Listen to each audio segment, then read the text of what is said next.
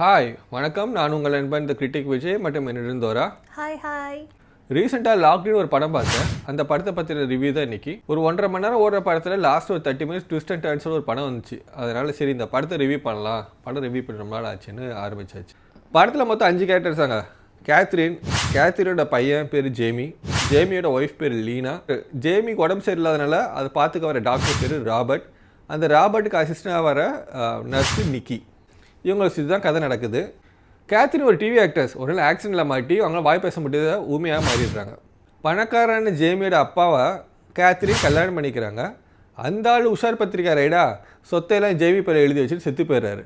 கானில் கமர்கட்டாக இருக்க கேத்ரின் ஜேமியோட பாசமாகவும் இல்லாமல் மோசமாகவும் இல்லாமல் நீ பாட்டு இருமகனேன்னு சொல்லிட்டு அவங்க வேலையை பார்த்துட்டு அவங்க இருந்துக்கிறாங்க. இதனால் பாசத்துக்கு எங்கி தவிக்கிற ஜேமிக்கு தன்னை பார்த்துக்க வந்துக்க லீனா மேலே ஒரு லவ் வருது.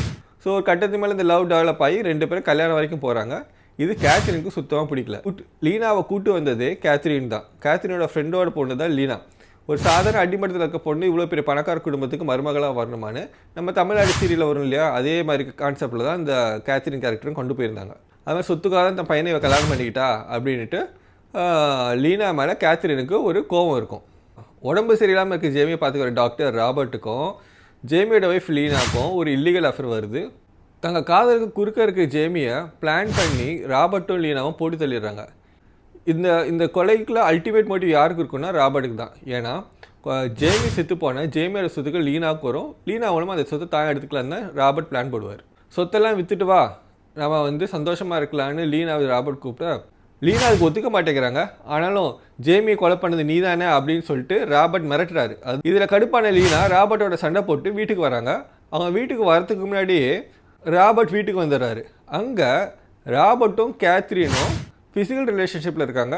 இதை லீனா பார்த்துடுறாங்க. இதெல்லாம் கோமான லீனா ராபர்ட்டோட சண்டை போட்டு வீட்டை விட்டு வெளியில் போகிறாங்க. எங்கே வெளியில் இப்போ போனால் உண்மையை சொல்லிடுவாங்கன்னு பயந்துட்டு ராபர்ட் அவங்க கொலை பண்ணுறதுக்காக துரத்துறாரு. பின்னாடியே கேத்ரினும் துரத்திக்கிட்டு வராங்க. இதுக்கு மேலே என்ன நடந்துச்சுன்றதை நீங்கள் படத்தில் பார்த்து தெரிஞ்சுக்கோங்க. நடித்தவங்க எல்லாருமே நல்லா நடிச்சிருந்துருக்காங்க. 5 கேரக்டர்ஸ் தான். அந்த லிமிடெட் கேரக்டர்ஸில் அந்த ஸ்கோப்பில் எவ்வளோ நடிக்க முடியுமோ நடிச்சிருக்காங்க. இந்த படத்தோட கதையோட முக்கியமான லைன் திருமணம் மீறி உறவு, அதாவது எக்ஸ்ட்ரா மேரிட்டல் அஃபேர்ஸ். இப்போ கூட ரீசெண்டாக பார்த்தீங்கன்னா யூபியில் ஒரு பொண்ணு முஸ்கான்னு தன்னோட ஹஸ்பண்டை கொலை பண்ணிடுச்சு. ஏன் கொலை பண்ணிச்சுன்னா அதுவும் திருமணம் மீறிய உறவுனால தான். தன்னோட காதலனோட சேர்ந்து தன்னோட புருஷனை கொண்டதுக்கப்புறம் ஒன்றுமே தெரியாத மாதிரி அந்த பொண்ணு நடிச்சிட்டு இருந்திருக்கு. கடைசியில் இதை கண்டுபிடிச்சது யாருன்னா அந்த பொண்ணோட பேரண்ட்ஸ் தான். தன்னோட மருமகன் ரொம்ப நல்லவன், அவனை தன் பொண்ணே கொண்டுட்டாளேன்னு சொல்லிட்டு வேதனைப்பட்ட அந்த பேரண்ட்ஸு அந்த பொண்ணை போலீஸில் பிடிச்சி கொடுத்துருக்காங்க. அது இன்றைக்கி பயங்கர சென்சேஷனல் நியூஸ்.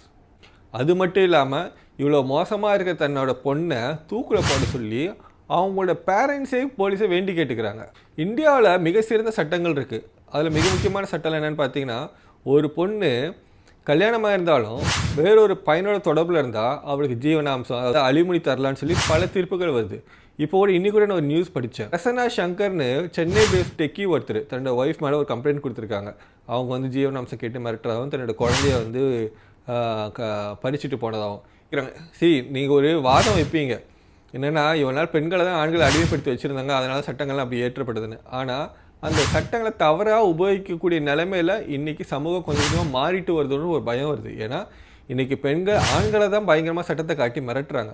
இதை பற்றி டீட்டெயில்டாகவே நம்மளோட சேனலில் பேசலான் இருக்கோம். என்னோட பாயிண்ட் என்னென்னா, ஒருத்தரோட வாழை பிடிக்கல இல்லை ஒருத்தரோட வாழை பிடிக்கலன்னா விவாகரத்து பண்ணிட்டு போயிடலாம். அவனை எதுக்கு கொலை பண்ணணும்? அப்படி கொலை பண்ணிவிட்டு நிம்மதியாக வாழத்தான் முடியுமா?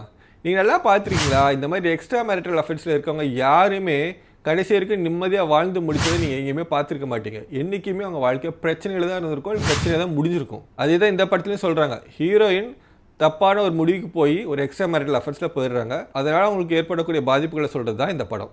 இதனால் நம்ம சங்கம் சொல்ல வருது ஒன்றே ஒன்று தான், எக்ஸ்ட்ரா மேரிட்டல் அஃபேர்ஸ்லாம் வேணாம் பாஸ். என்றைக்குமே பின்னாடி துன்பம் தான் அது. படம் நல்ல ஒரு த்ரில்லராக இருக்கும். லாஸ்ட் 30 மினிட்ஸ் சொன்ன மாதிரி ட்விஸ்ட் அண்ட் டர்ன்ஸ் நிறையா இருக்கும்.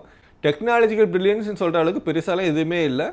ஒரு 1.5 மணி நேரத்தில் முடிகிற படங்கனால தாராளமாக உட்காந்து பார்க்கலாம். வீடியோ பிடிச்சா மறக்காமல் லைக் பண்ணுங்கள், ஷேர் பண்ணுங்கள், சப்ஸ்கிரைப் பண்ணுங்கள். மீண்டும் வேறு ஒரு வீடியோவில் உங்களை சந்திக்கும் வரை உங்களிடமிருந்து விடைபெறுவது உங்கள் நண்பன் தி கிரிட்டிக் விஜய் மற்றும் என்னிடம் தோரா. பாய்.